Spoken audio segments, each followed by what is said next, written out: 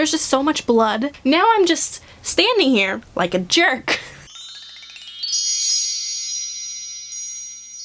Hello guys, so I'm back again for another story time. Yay! And today I just figured, you know, we're all in quarantine and it's really boring and I'm stressed, so might as well let's tell a fun story. So, you know, by the way, today is a Lifeguard story, which you probably know by the title, but yeah, I tried to channel a little bit of that. This is also not my uniform. Neither this crop top nor these sweatpants. But this whistle I wore during most of my lifeguarding, and this watch, which doesn't work anymore. So this is actually one of my all-time favorite stories to tell. I just think it's so relatable, and we can all, you know, even if you haven't lifeguarded before, we can relate to my level of stress and that. I hope everyone's doing well in quarantine. I mean, I've actually been doing well, but just the fact that at some point I know it's going to be over and then I'm going to have to go back to regular life, and I'm probably going to have to go back to my job in retail, working part-time, and I really don't want to do that because I hate my job, and like I want to get my dream job, but I probably need to go to another city to do that, and to go to another city to do that I have to have money, and I have to save up money for that. So in order to save up money I have to have a full-time job, but I have so much anxiety that like I get overwhelmed and I can barely stay on one of those job search websites for very long without freaking out and losing it, and so I basically can't apply for a job, so I just...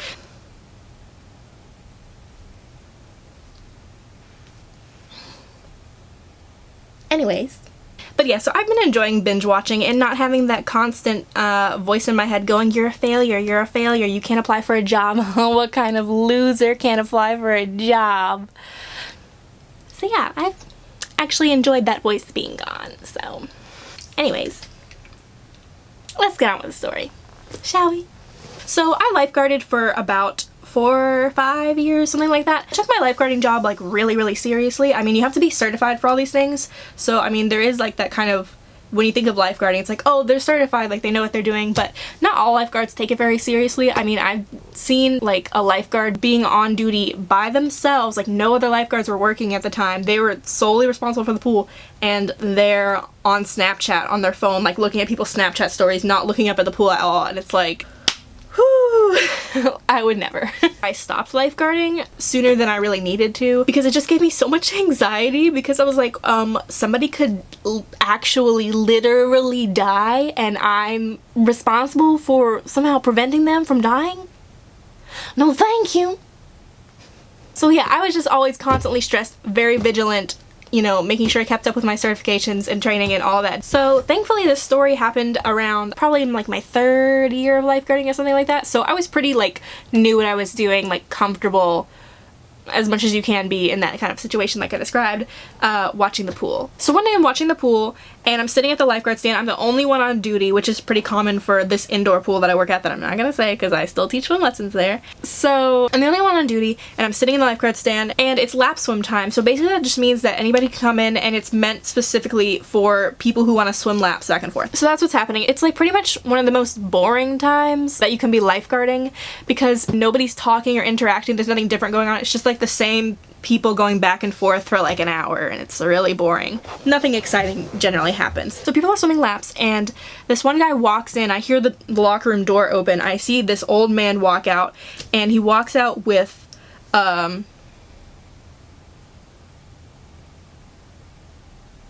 walker. He walks out of the locker room with a walker, and he kind of hobbles out with this walker, and he turns and sits it right beside the doors to the locker room. And then as he turns, I see from all the way across the pool, I can see this man on his leg, on his shin, like all the way down, there's a dark purple, clearly like a gash that had just healed up recently, like it was still pretty like new. And then on the other leg there's something else kind of like it, but not as serious, but like the one leg had like this really bad gash and he was all bruised up, which kind of gave you the impression that this guy might like fall down a lot maybe. So this guy hauls in and I'm just like, God, you know I don't want to jump in this water. Please don't let me have to save this man today. Don't let me have to save anybody, but please, just please, this guy. So he shuffles over to the edge of the pool, and I swear this man just like, he couldn't lower himself, like he wasn't like healthy enough, like strong enough to like lower himself into the pool. So he walks to the edge and just kind of like throws himself into the water, and I'm like, okay then. So everybody's swimming laps and the old man starts swimming laps, And every few times that he gets to the wall where there's like the gutter, you know, where the water drains into, I hear him like hacking up something and spitting it into the gutter. As much as I encourage everybody to swim, you know, like it's great, it's fun, it's good for you, but just, you know, this man just really making me nervous. So I'm like, whatever, I just continue watching people swim laps back and forth, just being vigilant, taking notes about whatever I'm supposed to be taking notes about on the clipboard. And a little time goes by, and then I hear a voice. It's the woman swimming laps right down directly in front of me. She says like, oh, miss, I think he needs help over there. And I look over, and I see the old man is struggling to get out of the pool. But wait, you need to hear exactly how he was struggling to get out of the pool. So when I look up, I see he's over at the ladder trying to get himself out. He's got his hands on the ladder. He's like I don't know why he couldn't just put his feet on the ladder, but he's got one leg stretched out all the way up onto the gutter. So he's got one leg. He's trying to, like, I guess roll himself onto the gutter. I don't know what his plan was, to be honest. Like how he was gonna get out by himself. I mean, he could just go to the shallow end and use the stairs, but I don't know. So I'm like, oh my god, yes, thank you for letting me know. And so I go and I walk around to that side of the pool, and I walk over to the man, and I'm like, excuse me, sir, would you like some help? And expecting, you know, he'd be like, oh yes, thank you, like I could really use some help, thank you. And I would just, you know, obviously like hold on to him and help pull him out of the water. You know, easy peasy. I've trained for this. Was like super strong back in high school. Like, oh my gosh, I was fully capable of helping this man. Okay, but I go over there and I say, excuse me, sir, would you like some help? And he doesn't even look at me. He just goes, no, it's fine, I'm fine. Oh. Okay. Now I'm just standing here in my red lifeguard uniform while this man struggles. I just stand here like a jerk. I really didn't expect him to do that. And then in like the next 10 seconds or so, the man who had been swimming laps in the lane right beside him gets to the wall, he stops, and he turns and sees the man struggling, and he goes, oh, hey, excuse me, sir, would you like some help? And the man looks at him and goes, oh, yes, thank you so much.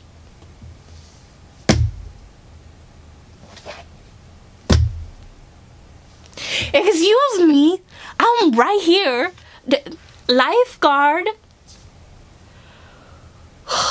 So the man swimming laps beside him hops out of the water, goes around, and helps him out of the water. Basically exactly what I would have done if he had just said yes. So the man helps him out of the water, and he's like, oh yes, thank you, sir, thank you. He's like, oh yeah, no problem, no problem. And as the old man is like hobbling over to where he left his walker, the man who helped him is looking down at the ground. He goes, oh, sir, you're bleeding. And we all look down at the ground, and the long gash that he had down his shin has apparently come open while he was swimming. So it's not like a ton of blood, but it was just like one steady, thin little stream just consistently flowing, not stopping, not like a drip or anything like that. It was like a steady stream coming out of his leg, flowing onto the ground. And I look back at the ground where he came out, clearly where he was first pulled out of the water diluted a lot of it, but as it like, the water that he trailed goes to like the wall, it's like gets darker and darker red. So I'm like, oh my god, like panic, like this is like a thing I need to take care of. Nothing ever happens. I'm very like enforce the rules, so like nothing ever goes wrong. And I'm like, oh my god, okay, let me just, all of this hand motion is going on inside my head. This is a visual depiction of my brain. But yeah, I was like, oh, let me get you something from the first aid. And so he's like, okay. And so he like waits there by the wall, and I like speed walk over to the first aid cabinet, which I'm back on the other side of the pool. I open it up, and it is a mess. I mean, it is like a hodgepodge of all kinds of things. I mean, even the Band-Aid box has like not consistent Band-Aids in it. It's got like all different sizes that aren't supposed to be in there, clearly from different box sets. There's like, I don't even know what I'm looking at. But thankfully my boss happened to be in the pool at the time because she was teaching swim lessons. And so I'm like, you know what? Instead of wasting time trying to think about what the best thing is to get, I'm gonna just walk over here and ask her really quick. So I like, again, speed walk over. I'm like, oh my god, this man is like bleeding. I need to like hurry up. There's bloodborne pathogens. People could walk in and step in it. So I like run over to my boss and I'm like explain the situation really quickly. I'm like, I'm not really sure what to grab from the first aid thing, like what should I give him? And so she's like, okay, just take, you know, some band-aids, take some gauze, take like an alcohol prep pad to like wipe it off, whatever, and like that should be fine. So I go over to the first aid cabinet and I grab all the stuff out and I like speed walk over to him, and my mom like, oh my god, oh my god, oh my god, like there's blood pooling on the floor, like I need to hurry. Who's watching the pool right now? It's not me. Mentally freaking out, speed walk over to him, and I go over to him and I'm like, here's what we had, and he looks at what I'm holding and just is like, oh, that won't help me. And again, I'm like, really? Cause you're bleeding out all over the floor. But I just said to him, oh, did you want to take like any of this, like even the alcohol wipes? And he's like, yeah, and like snatches it out of my hand. And then he just takes his walker and just hobbles into the locker room, and the door shuts behind him. And I'm like, I guess that's over. And then I look down, and of course, there's a big puddle of blood, because while he was standing there, the stream continued to come out of his leg, and now, as opposed to like the diluted stuff, you know, diluted by the water when he first got out, now it's like a pretty, you know, it's bloody now, okay? The floor is bloody. There's a big like pool of blood right there. And so now I'm like, oh my god, now there's no one even standing there to be like, hey, don't step in the blood. And so I'm like, oh, what do I do? So I go and I put the stuff back in the cabinet, and then I walk over to my boss and I'm like, hey, so he didn't want any of that stuff, but he's gone now, so it's whatever. But now there's a thing, like a big pool of blood where he was standing, and what do I grab? She's like, okay, go into that supply closet over there, and there should be a spray bottle that's like part bleach, part water. So I like speed walk over there, and I'm in there, and the whole time I'm thinking, oh my god, this is like bad lifeguarding because I can't see the pool and I'm freaking out. And so I'm like searching through these shelves, like trying to find it, and nothing, all the things have labels on them and none of them say bleach water. Okay, what do I do? So I go back over to her, I'm like, are you sure there's a spray bottle in there? Because again, my brain is like, so I'm like, are you sure it's in there? She's like, yeah, check again, it should be on the shelf. So I'm like, okay. And I like race back in there. I'm like, oh my god, somebody needs to warn someone. Someone's gonna step in it. Someone's gonna get bloodborne pathogens, and it's gonna be my fault. They're gonna die. Okay, looking for the bottle, I turn the bottles around. Somebody didn't take off the old label. They just wrote it on the back of a thing, and that's why I couldn't find it, because the front of the label said something else. And so I'm like, I hate whoever did this, but there's no time. So I rush over there to where the pool of blood is, and I start like spraying it down. And as I look back where I've already sprayed, I see that like the blood is just evaporating, like it's gone. And I'm like, wow, this 10 out of 10 would recommend. This is very effective. And so I start spraying the whole thing down, and eventually I get the whole thing sprayed, and most of the blood is like evaporated, but even if it's not, I guess it's clean now because it's like bleached. I don't know. So I sprayed it all down, and I'm like, that was good. And that's what I think to myself, you know? In all that panic, I probably should have stopped and grabbed my flip-flops before I came over here. Yeah, I was doing all this without my shoes on, so my bare feet. And of course, obviously I'm not just walking through the blood, but it was like dispersed with like the water, you know, the pool of like water that was on the side there. So, I mean, I could have technically like stepped in like small particles of it that had like diluted so much that, you know, they weren't red anymore, and maybe I could have gotten, you know, bloodborne pathogens.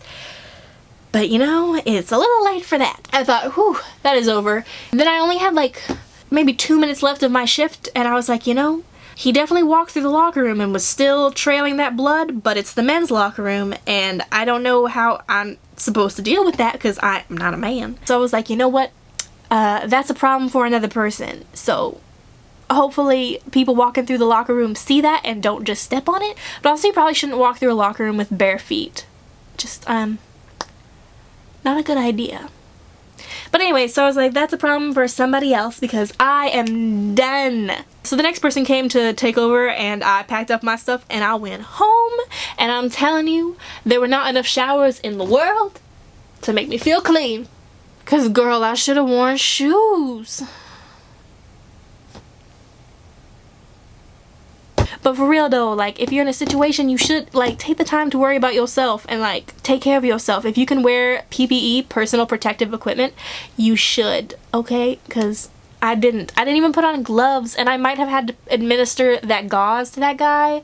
I mean, I definitely should have at least put on gloves. And then even if he was just like, oh, none of that will help me, then at least I was prepared, you know, because you don't want to be wrapping somebody's bloody leg without gloves on. That's gross. Yeah. I got home that day and my brother said some kind of sass to me and I was like, I had to clean up old man blood, so I don't want to hear it. I'm going to take a shower. Shut your face. And then he was really quiet and really confused after that. But you know what? He left me alone. So if your siblings ever give you sass, just tell me you had to clean up old man blood, because... But I really did, though.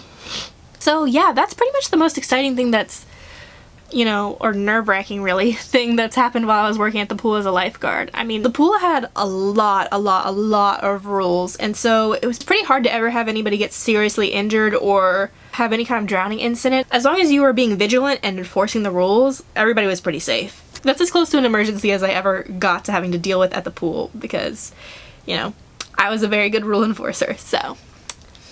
But yeah, lifeguarding is a pretty good job. I'm glad that I don't have to do it anymore, so. Also, I've hit myself in the face with this so many times and no one has ever noticed. Like, while I was on duty, while I was sitting on the lifeguard stand, looking professional and like in the zone, just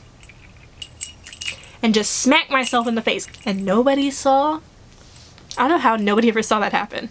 I think that pretty much covers it. I hope that we all come out of quarantine feeling refreshed and not, you know, out of our minds. I hope that we all have a new appreciation for life and our freedoms to leave our house and socialize, because I know I do. I miss my friends so freaking much. And I hope this video brought you some joy and entertainment. Comment down below, what's your favorite cartoon or cartoon character? I'm really feeling Marceline right now. I have Marceline right here. She's a little dusty. Oh. A lot dusty. I was also her for Halloween, and I made my own Marceline guitar battle axe. Hey. Ooh.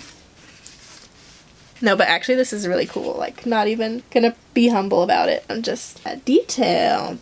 Ooh. Also, I have a goal. I'm trying to get to 50 subscribers by my birthday, which is in just a few months. So if you really like this video, or you like me, I guess. If you like what I'm doing here on this channel, make sure that you subscribe, and if you're feeling so inclined, you can also hit the bell icon so that you'll get a notification anytime that I post. And thank you so much for watching. I hope you enjoyed this video.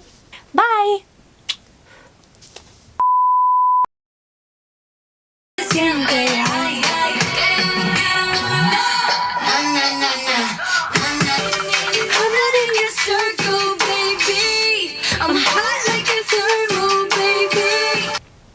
Let's see if these eyelashes can stay on until my outro is done. Thank God, lashes. After this, I get to go back to watching The Vampire Diaries. Oh, this has been really fun.